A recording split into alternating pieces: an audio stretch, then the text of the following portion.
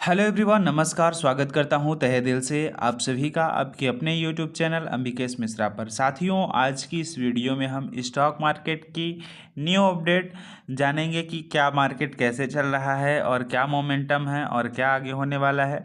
दोस्तों, चैनल पर नए हैं तो ये हमारा यूट्यूब चैनल है अंबिकेश मिश्रा, जिसमें हर रोज़ आपको डेली मार्केट की अपडेट मिलती है।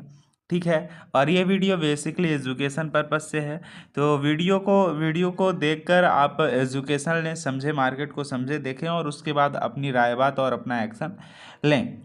चलिए बिना किसी देरी के शुरू करते हैं वीडियो को। उससे पहले आप अगर चैनल पर नए हैं तो सब्सक्राइब जरूर करें। हम हर रोज़ इसमें आपको कुछ ना कुछ स्टॉक से रिलेटेड नया सिखाते रहेंगे।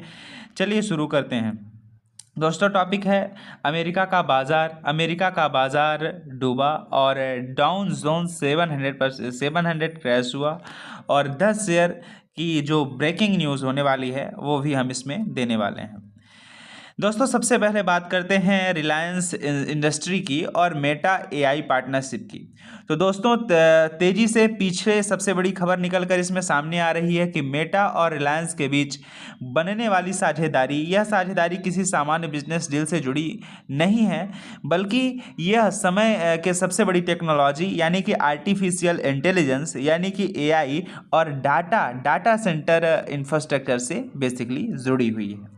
दोस्तों, रिपोर्ट के अनुसार मेटा भारत में एआई आधारित डाटा सेंटर इकोसिस्टम को मजबूत करने की दिशा में काम कर रही है और इसी उद्देश्य से उसने रिलायंस के साथ साझेदारी करने का फैसला लिया। दोस्तों, खबर सामने आती है कि इसका पॉजिटिव असर देखने को मिला है और रिलायंस के शेयर के सामने लगभग 2% तक की तेजी दर्ज हुई है। दोस्तों, पॉजिटिव असर देखने को मिलता है कि रिलायंस के शेयर में लगभग 2% की तेजी देखने को मिली है। और यहाँ महत्वपूर्ण बात समझना जरूरी ये है कि डाटा सेंटर यहाँ तक स्थापित किया गया है। उपलब्ध जानकारी के अनुसार यह बड़ा प्रोजेक्ट गुजरात के जामनगर में विकसित किया गया है। और अगर ऐसा होता है तो भारत के एआई और डाटा इंफ्रास्ट्रक्चर सेक्टर में सबसे बड़ा कदम माना जाएगा। अगर हम मेटा की बात करें तो यह दुनिया की सबसे बड़ी टेक्नोलॉजी कंपनियों में से एक है और गूगल, माइक्रोसॉफ्ट या मेटा की बात करें तो दुनिया की सबसे बड़ी टेक्नोलॉजी कंपनियों में से एक बनती है। जैसे कंपनियां सबसे बड़े स्तर पर निवेश करती हैं, वैसे आमतौर पर मजबूत विश्वसनीय बिजनेस ग्रुप्स के साथ साझेदारी देखने को मिलती है। इसलिए रिलायंस का चयन होना अपने आप में ही एक बहुत बड़ी बात है। दोस्तों, वैसे ही पहली बार नहीं बल्कि रिलायंस ने मेटा के बीच कई बड़ा जुड़ाव देखने को मिला है। कोविड काल के दौरान जियो प्लेटफॉर्म में निवेश की प्रक्रिया चल रही है। जब मेटा उसमें हिस्सेदारी थी तो उस समय यह डील काफी चर्चा में रही थी। इसलिए बड़े कॉरपोरेट समूहों के बीच इस प्रकार की इंस्ट्रक्शन पार्टनरशिप भी देखने को मिली थी। दोस्तों, इस वीडियो की पीडीएफ जो है वो मैं अपने बेसिकली चैनल पे डाल दूंगा। तो उस इससे आप बेसिकली एक न्यूज़ की तरह, जैसे आप अखबार पढ़ते हैं उस तरीके से पढ़कर सारी डिटेल ले सकते हैं, सारी कुछ चीज़ें समझ सकते हैं। बाकी बेहतर होगा कि आप वीडियो ही देखें और वीडियो देखकर ही समझें। दोस्तों, पूरे प्रोजेक्ट में एक और महत्वपूर्ण जानकारी ये है, ध्यान देने वाली है, कि बताया जा रहा है कि डाटा सेंटर लगभग 168 गीगावाट क्षमता का हो सकता है। यानी कि केवल एक साधारण डेटा सेंटर नहीं बल्कि देश के एआई इंफ्रास्ट्रक्चर प्रोजेक्ट में शामिल हो सकता है। ऐसे आने वाले समय में रिलायंस ने टेक्नोलॉजी और डिजिटल बिजनेस से जुड़ी संभावनाओं में बाजार में नजर रखी है। अब बात करते हैं जियो फाइनेंशियल सर्विस और ब्लैक रॉक का बड़ा प्लान। दोस्तों, बात करते हैं कि जियो फाइनेंशियल सर्विस, आपको पहले से पता होगा कि जियो फाइनेंशियल और दुनिया की सबसे बड़ी असिस्टेंट मैनेजमेंट कंपनियों में से एक है। ब्लैक रॉक के बीच साझेदारी हो चुकी है। अब खबर यह है कि दोनों मिलकर भारतीय बाजार में अपना पहला ईटीएफ यानी कि एक्सचेंज ट्रेड फंड लॉन्च करने की तैयारी में है। बताया जा रहा है कि लॉन्च लगभग अगस्त महीने के आसपास देखने को मिल सकता है। इससे पहले भी दोनों कंपनियों के मजबूत फंड यानी कि रेसिंग की तरह थी और भारतीय निवेशकों में इस प्लेटफॉर्म को अच्छा रिस्पांस मिला था। शुरुआती चरण में ही हजारों करोड़ रुपए असेस्ट अंडर मैनेजमेंट बनने की चर्चा में था। और यहाँ बड़ी बात यह है कि नाम विश्वसनीय है और एक तरफ जियो जैसा मजबूत भारतीय ब्रांड और दूसरी तरफ ब्लैक रॉक जैसी ग्लोबल दिग्गज कंपनियां ईटीएफ और पॉजिटिव इंसेंटिव के क्षेत्र में ब्लैक रॉक की वैश्विक पहचान की परिचय की मोहताज नहीं है। ऐसे में अगर यह मॉडल भारत में सही तरीके से काम करता है तो आने वाले वर्षों में फाइनेंशियल सेक्टर का एक बड़ा ग्रोथ देखने को मिलेगा। फ्यूचर में एक बड़ा ग्रोथ देखने को मिलेगा। तो ये रही जियो फाइनेंशियल और सर्विस की बात। अब बात करते हैं एडीआर के क्या संकेत मिल रहे हैं दोस्तों। अब भारतीय कंपनियों में एडीआर एडीआर यानी कि अमेरिकन डिपॉजिटरी रिसिप्ट पर नज़र डालते हैं, तो क्योंकि अगले दिन एचडीएफसी बैंक में एडीआर की हल्की बढ़त देखने को मिली और इन्फोसी एडीआर में लगभग 1.25% की गिरावट आई। आईसीआईसी बैंक में एडीआर के करीब 2% की मजबूती मिली।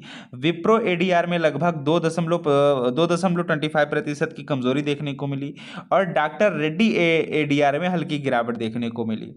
इन आंकड़ों से साफ है कि आईटी सेक्टर में दबाव बना हुआ है, लेकिन बैंकिंग सेक्टर अपेक्षाकृत बेहतर स्थिति में नजर आ रहा है।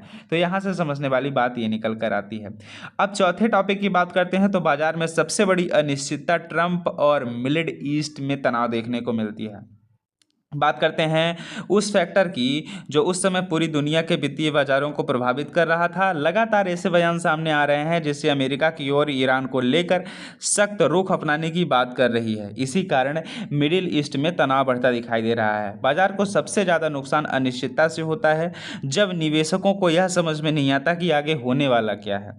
तब जोखिम के एसेट्स से दूरी बनाने लगते हैं और यही कारण है कि अमेरिकी बाजारों में भी दबाव दिखाई दे रहा है और ग्लोबल सेंटीमेंट कमज़ोर बना हुआ है।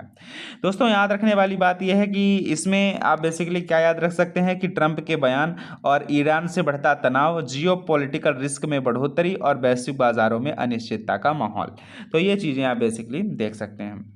और एनटीपीसी को मिला बड़ा सोलर ऑर्डर, ठीक है, तो इसको हम डिस्कस कर लेते हैं। जब कारपोरेट खबरों की तरफ बढ़ते हैं तो एनटीपीसी के लिए एक सकारात्मक खबर सामने आई है। कंपनी को लगभग 250 मेगावाट क्षमता से जुड़ा सोलर प्रोजेक्ट का ऑर्डर प्राप्त हुआ है। यह खबर इसलिए महत्वपूर्ण है क्योंकि सरकार रिन्यूएबल एनर्जी सेक्टर पर फोकस कर रही है और भविष्य में ग्रीन एनर्जी से जुड़ी कंपनियों की भूमिका और बढ़ सकती है। ऐसे बड़े बड़े कंपनी को ऑर्डर बुक करने और भविष्य में आय क्षमता को मजबूत करने का काम है।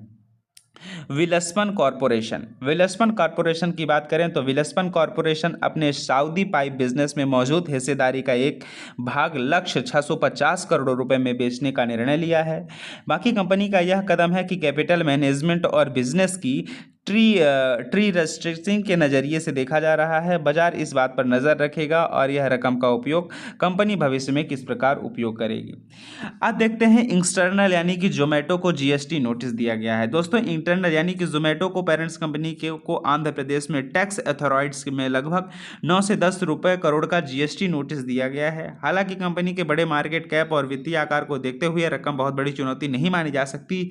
अगर कंपनी को यह भुगतान भी करना पड़े तो बिजनेस मॉडल या वित्तीय स्तर पर कोई असर पड़ने की संभावना बहुत कम दिखाई देती है। कंपनी इंटरनल जोमेटो पेरेंट से नोटिस है जीएसटी का जारी करने वाली एजेंसी है, तो आंध्र प्रदेश एथोराइज और अनुमानित राशि बेसिकली रखी गई है 9 से 10 करोड़ रुपए।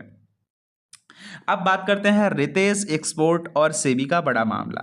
दोस्तों हालांकि हाल ही में बाजार में सबसे अधिक चर्चा रितेश एक्सपोर्ट खबर से जुड़ी हुई है। सेबी ने कथित रूप से राजस्व आंकड़ों के गंभीर अनियमितताओं से जुड़े मामले की जांच की। इस मामले में जब कंपनी ने पूछा कि क्या वह सेबी के अंतरिम आदेश को चुनौती देगी, तो कंपनी की ओर से कहा गया कि फिलहाल ऐसा करने की योजना नहीं है।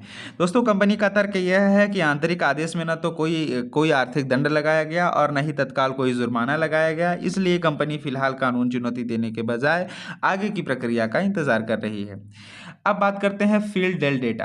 तो दोस्तों सबसे महत्वपूर्ण डेटा पर आते हैं जो हर निवेशक को रोज देखना चाहिए। तो FII यानी कि विदेश संस्थागत निवेशकों ने लगभग 2000 करोड़ रुपए की बिकावली की है और DII डेटा यानी कि घरेलू संस्थागत निवेशकों ने लगभग 3000 रुपए करोड़ की खरीदारी की है। इसका सीधा मतलब यह है कि विदेशी निवेशकों की बिकावली का दबाव अभी भी बना हुआ है, लेकिन घरेलू संस्थागत निवेशक उस दबाव को काफी हद तक संभाल सकते हैं।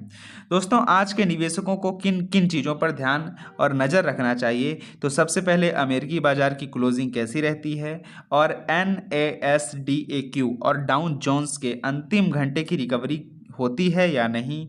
सुबह 6:30 बजे गिफ्ट निफ्टी किस तरीके से दोबारा खुलता है। इन 3 संकेतों से ही बाजार की शुरुआती बेसिकली माना जा सकता है। आज की वीडियो में बस इतना ही। Thank you for watching my video. मिलते हैं कल एक नई खबर के साथ, या हमेशा ही खबर के साथ मिलते रहेंगे, तो सब्सक्राइब ज़रूर करें।